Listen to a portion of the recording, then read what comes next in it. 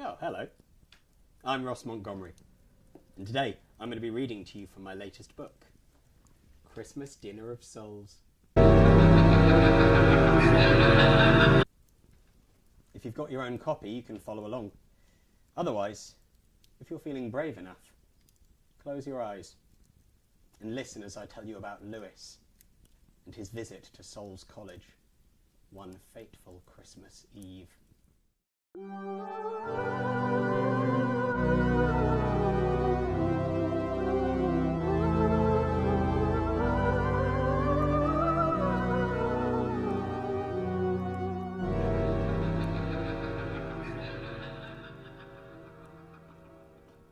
The good children were all in bed by now. The good children were fast asleep, tucked up in warm pyjamas and dreaming of Christmas. But not Lewis. He wasn't one of the good children. That was why he was trudging alone through the bitter cold to work on Christmas Eve. Bah, humbug, he muttered. Lewis made his way out of the village.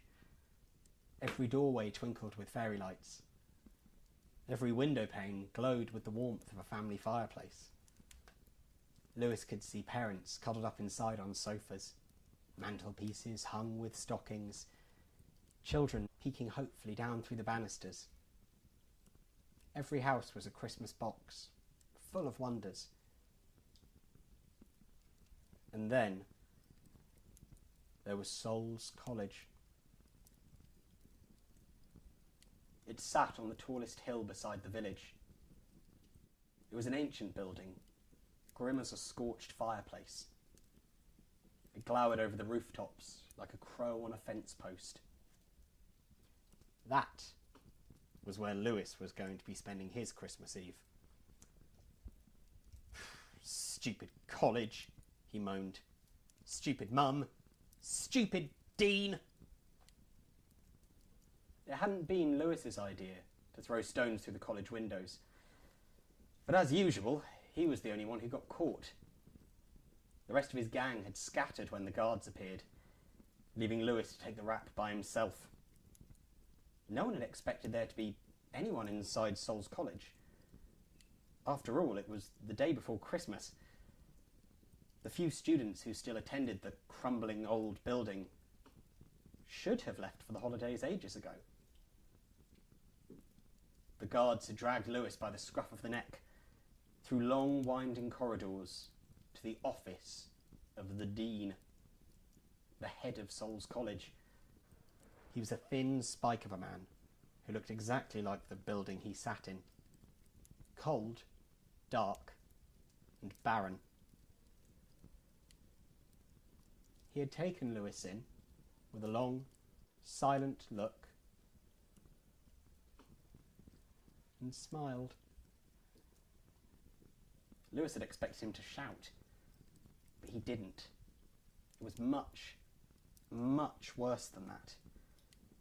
Instead, the dean told Lewis to come back that night, Christmas Eve night, and work for the college until he'd repaid his debt.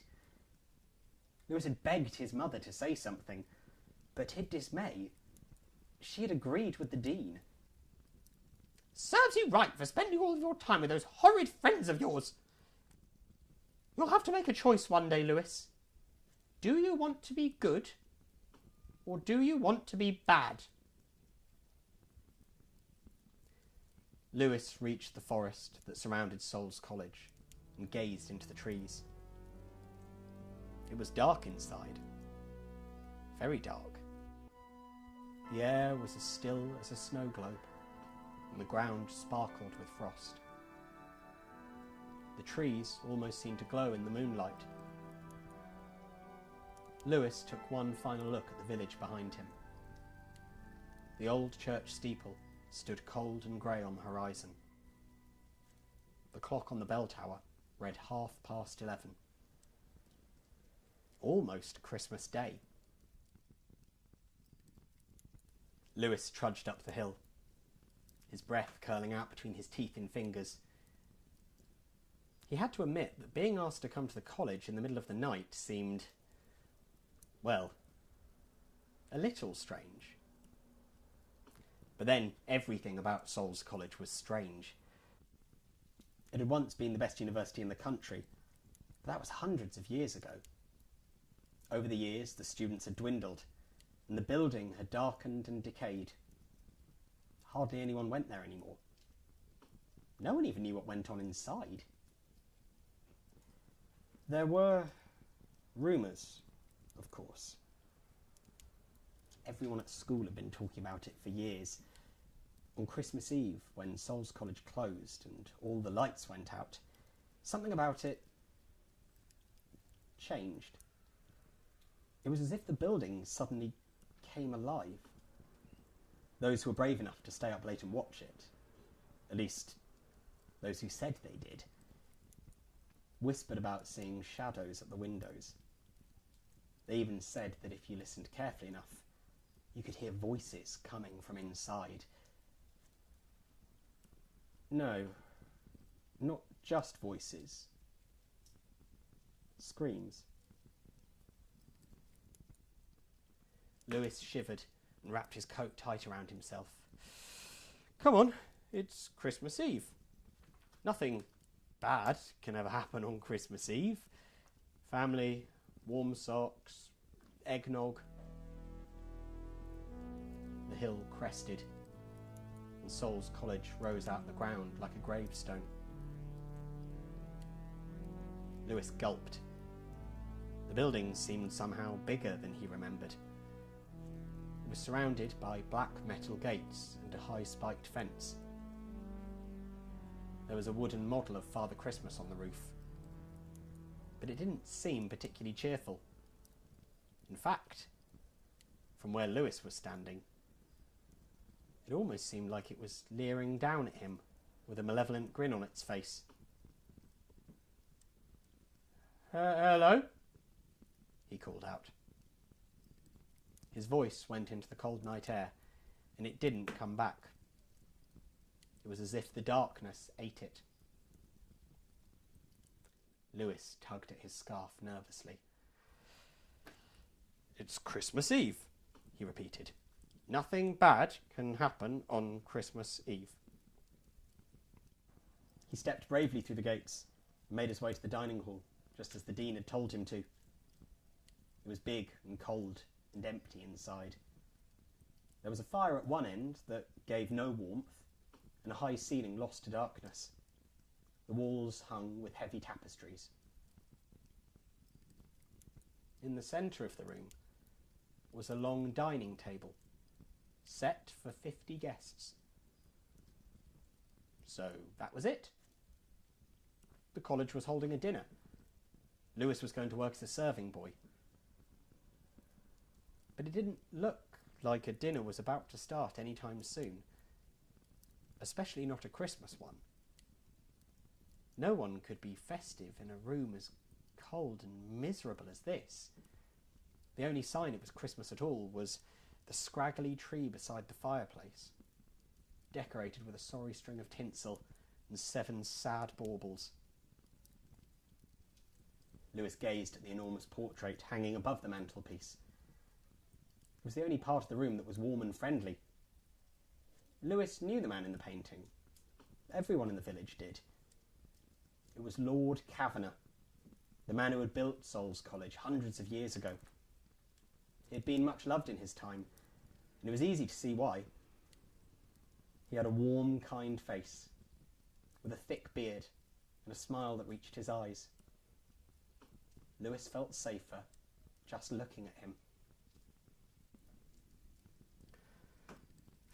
Come on, it's Christmas Eve.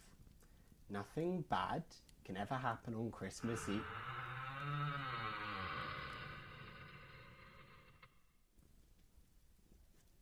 A door had opened at the other end of the room. Lewis turned round, but there was no one there. The far wall was lost to darkness. Hello? Nothing. The room was silent. Then, ever so quietly, Lewis heard something move.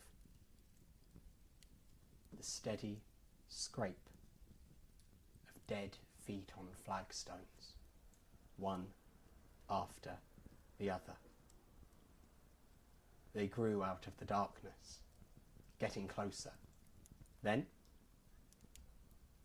they stopped. Lewis stood still, his breath held in his throat. There was someone standing in the darkness in front of him.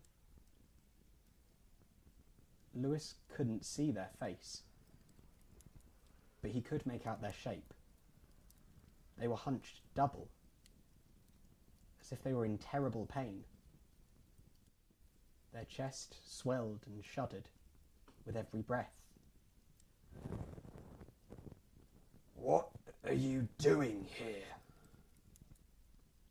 The voice was hoarse and rasping. It sounded like it hurt just coming out of them. Lewis swallowed hard. I'm supposed to work here tonight." He glanced at the table. "For the Christmas dinner?" The man convulsed.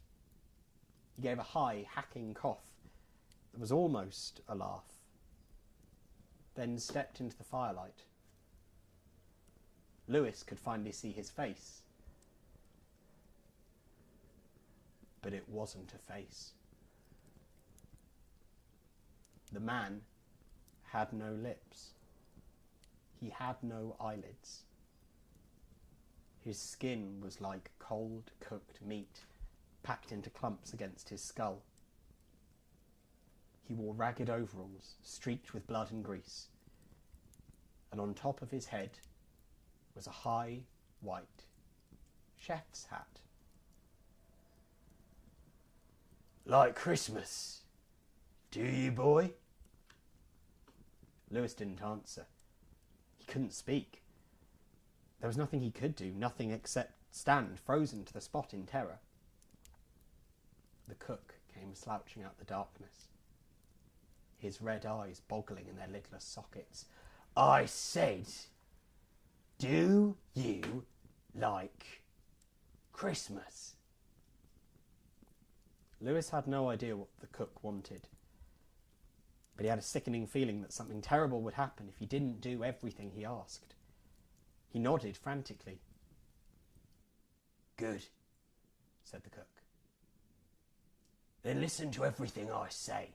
That is, if you want to live to see Christmas morning." Lewis gasped.